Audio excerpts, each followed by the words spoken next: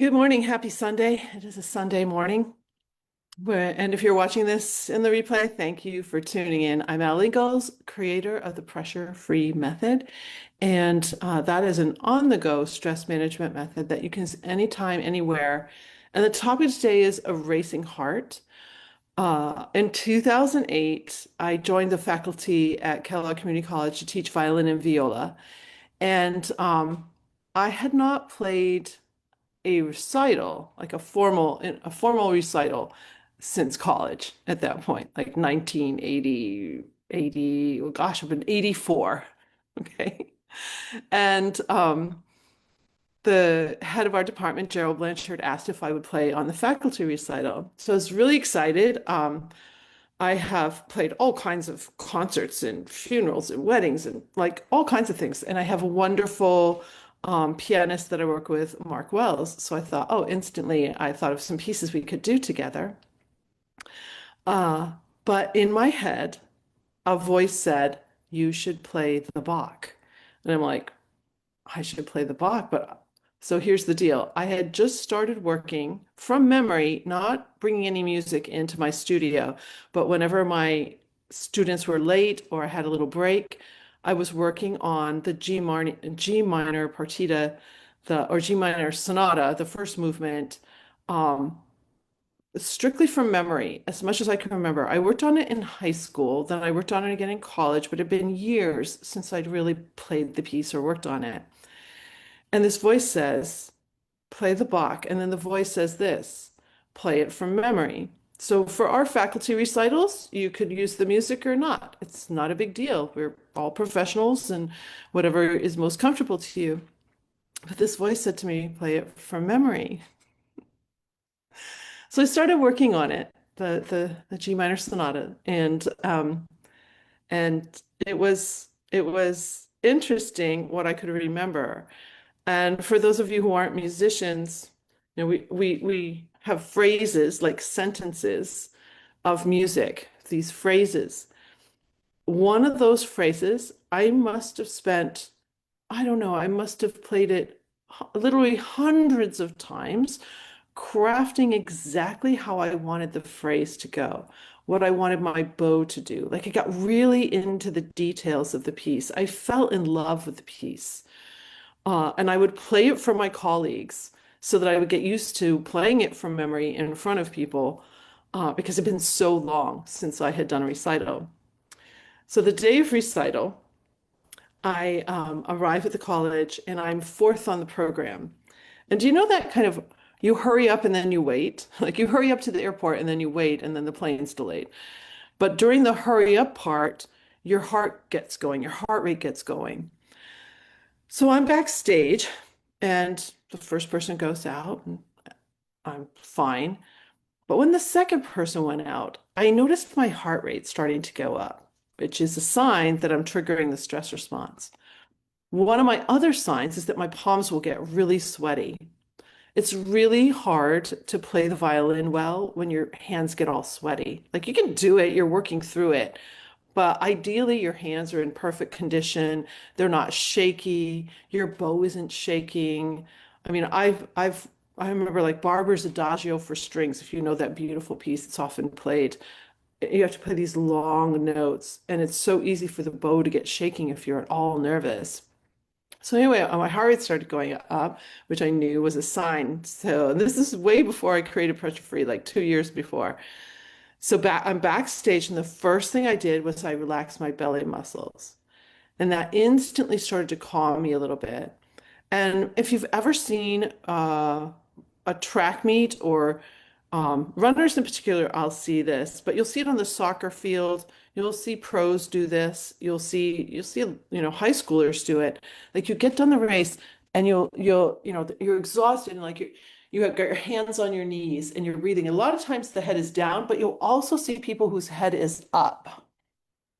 So when I think about that, I think about how um, if your head is down, you're actually choking off your airway passage. But if your head is up, and if your lumbar is in a great space, so when your hands are on your knees, you're like really open and your belly is soft and just hanging there. They're doing that because they're they just exerted themselves and they're trying to get more oxygen in. So one of the things you can do is just relax your belly and get your head up.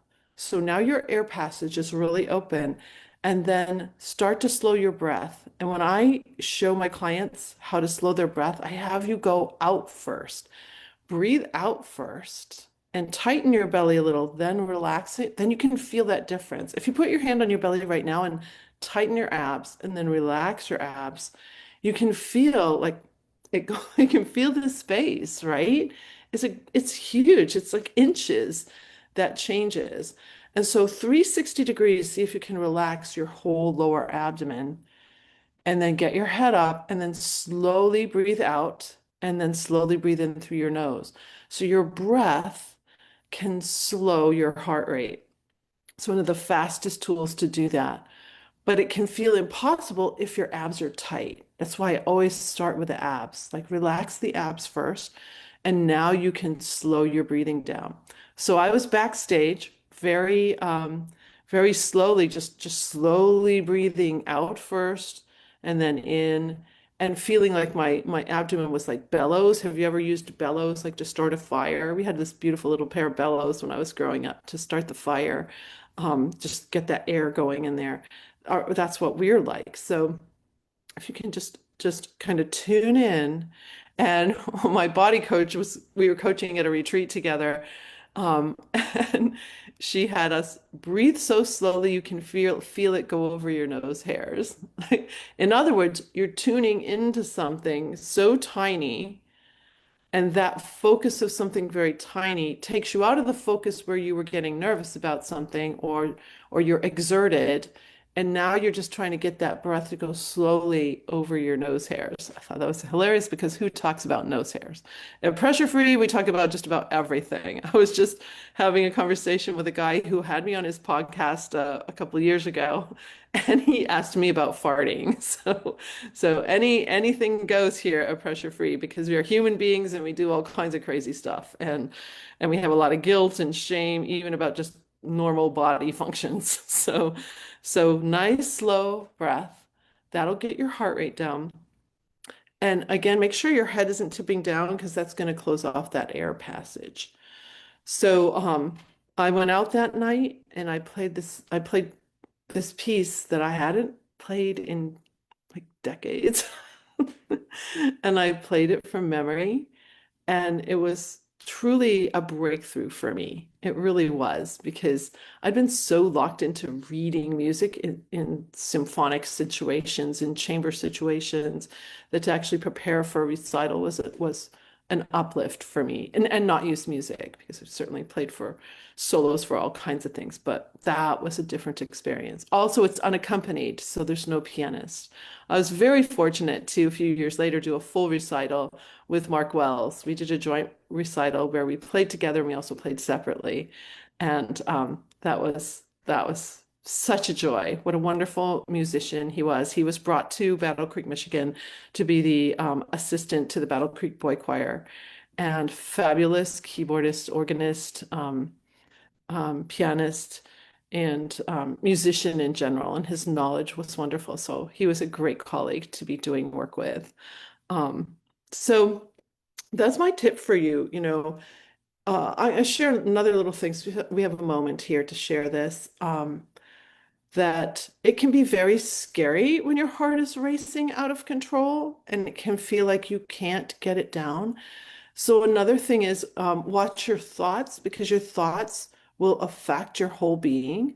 And so in that moment, if you can open your mind and assume that you can lower your heart rate, just as make an assumption deep in your heart, deep in your head, that you can relax your heart. My mother-in-law had a friend who received a cancer diagnosis, he had a liver cancer diagnosis. And from the moment he got that liver cancer diagnosis, he kept going into panic attacks to the point where he could not get his heart rate down. They'd have to take him to the hospital.